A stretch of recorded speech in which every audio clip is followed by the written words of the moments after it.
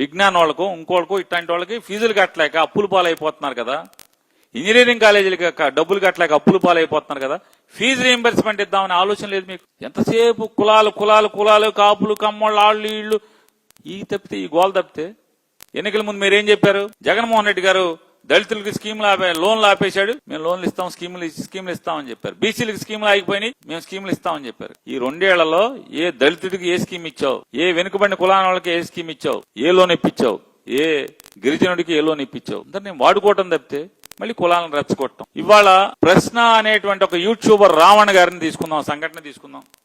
ఏంటి మీరు చేస్తున్నది? మళ్ళీ వైఎస్ఆర్ కాంగ్రెస్ పార్టీకి జనసేనకి తగు పెట్టుకుంటాకి ఆ రావణ్ అనేటువంటి యూట్యూబర్ ని ఎంచుకున్నారు మీరు పావు కింద. ఏం చేస్తున్నారు ఎంచుకుని? నాకు కనపడేది అయితే కాపులు జనసామర్థ్యం ఎక్కడ ఎక్కువ ఉంటే అక్కడ మాత్రమే మీరు పోలీస్ స్టేషన్ లో కేసు పెట్టిస్తున్నారు. అదే కనపడుతుంది కదా. ఫస్ట్ కేసు ఎక్కడ పెట్టారు? పిఠాపురంలో పెట్టారు. స్టేషన్ మీదకి దొమ్మికి వెళ్లారు, దొమ్మికి పంపించారు. నెక్స్ట్ కేసు బెయిల్ రాగానే జడ్జి గారు తిడుతున్నారు, సిగ్గులేదరా బాబు మీకు, ఏం చేస్తాం సార్, చంద్రబాబు గారు వెళ్ళమన్నారు సార్, డీజీపీ గారు వెళ్ళమన్నారు సార్ అని వాళ్ళు ఎడుతున్నారు పోలీసులు. అక్కడి నుంచి కాకినాడ రూరల్ మొరమీడరా మాకు తేటం ఏంటి అని జడ్జి గారు తిడతాడు. వెంటనే బయట అరెస్ట్. బందర్ ఎనుగుదురు పోలీసులండి, అక్కడి నుంచి ఎనుగుదురు తీసుకొస్తారు.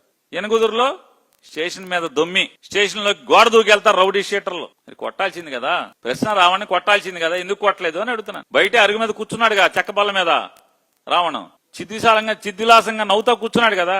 మరి అంత పోటుగాళ్ళు గోడ దూకెళ్ళిన రౌడీలు రావణ్ ఎందుకు కొట్టలేదు అంటే మీ డ్రామా అక్కడ వరకే. వైఎస్ఆర్ కాంగ్రెస్ పార్టీ నిజంగా బందర్ సంఘటన చెప్తానండి, పవన్ కళ్యాణ్ ఎంత నిజంగా ఆయన అపరిచితుల్లోనేమో అది డిజార్డర్, అది సైకలాజికల్ డిజార్డర్.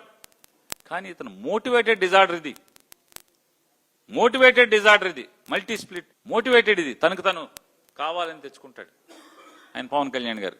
ఎందుకు కావాలని తెచ్చుకుంటున్నారంటే నేను చెప్తున్నానంటే, మొన్న ఎప్పుడైతే మొన్న రావణ్ గారిని 2వ కేసు పెట్టారు, మొన్న పొద్దున పవన్ కళ్యాణ్ గారి ఆఫీసులో అన్ని వ్యవహారాలు అన్ని సంగతులు, ఎవరు రావాలి, ఏ గేట్ లోంచి రావాలి, ఏ తలుపులోంచి వెళ్ళాలి, మీడియా కనపడకుండా ఎవరు రావాలి, ఇట్లాంటి అన్ని పనులు చూసేటువంటి ఒక ఎమ్మెల్సీ ఉన్నాడు హరిప్రసాద్. ఆయన బందర్లో మొన్న నిన్న ఏం పని బందర్లో మొన్న వచ్చావు ఆర్కేఎంఎస్ పైన షెడ్ కింద మీటింగ్ పెట్టావు, అందరిని పిలుచుకున్నావు.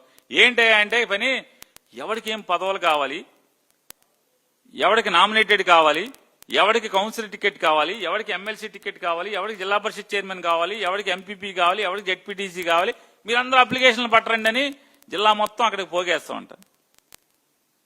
చూడండి తంతు హరిప్రసాద్ తంతు. హరిప్రసాద్ ఎందుకు వస్తాడు? పవన్ కళ్యాణ్ పంపిస్తే వస్తాడు, స్కెచ్ గీసి పంపిస్తాడు. హరిప్రసాద్ మీటింగ్ పెట్టి అందరినీ పోగేసి ఆ రోజు అక్కడ కేసు పెడతారు బందర్ ఎనగూదురులో. అక్కడి నుంచి కోడూరు వెళ్తాడు హరిప్రసాద్. మొన్నే కోడూరు ఎందుకు? అక్కడ కూడా కాపులు ఎక్కువ గట్టిగా ఉన్నారు. కాపులు బందర్లో ఉన్నారు, అవినగడ్డి నియోజకవర్గం కోడూరులో కేసు అయ్యింది ఆల్రెడీ రావణ్ మీద. నెక్స్ట్ ఇప్పుడు అక్కడ బెయిల్ రాగానే ఇవాళ రాత్రికి అక్కడ పాయకరావుపేట, బందర్ నుంచి పాయకరావుపేటలో కూడా కాపులు ఎక్కువ.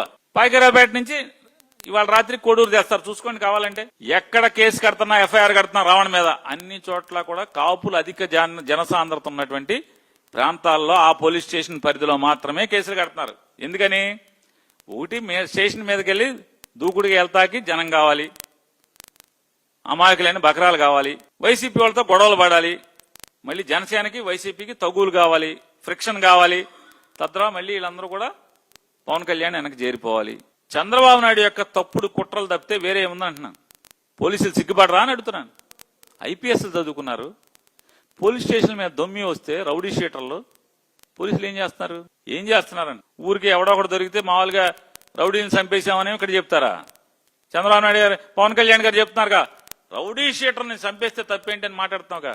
మరి రౌడీ షీటర్లు పట్టపగలు పోలీస్ స్టేషన్ మీదకి కస్టడీలో ఉన్నటువంటి ఒక ముద్దాయిని చంపటాకి యత్నిస్తా ఉంటే నీ సలహా మేరకే నేను నరసాపురం ఎమ్మెల్యేకి బందర్లో పని ఏంటి అని అడుగుతున్నాను.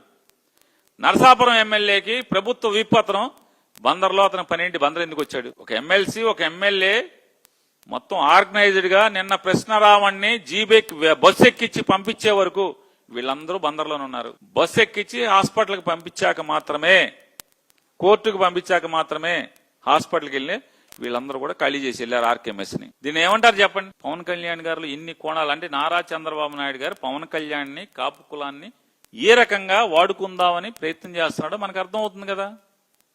ఎన్ని సాక్ష్యాలే కదా. పోలీసులకు చావుందా అని అడుగుతున్నాను. చావుంటే మీ స్టేషన్ మీదకి మీ కస్టడీలో ఒక ముద్దాయిని చంపటాకి మీ స్టేషన్ మిమ్మల్ని తన్ని తోసి పడదోసి మిమ్మల్ని తొక్కుకుంటా స్టేషన్ గోడలు దూకి లోపలికి దూకితే ఒక్కడి మీద ఏమన్నా ఎఫ్ఐఆర్ అయిందా? 302, 307 కట్టారా అని అడుగుతున్నాను. మిమ్మల్ని పోలీసు విధులకు ఆటంకం కలిగించారు కానీ అయితే మిమ్మల్ని హత్యాయత్నం చేశారని కానీ ఏమన్నా జరిగిందా అని అడుగుతున్నాను. ఒక్క కేసైనా ఎఫ్ఐఆర్ అయిందా? సరే, ఏ కులమైనా ఒకసారి మోసపోద్ది, 2 సార్లు మోసపోద్ది చంద్రబాబు నాయుడు గారు.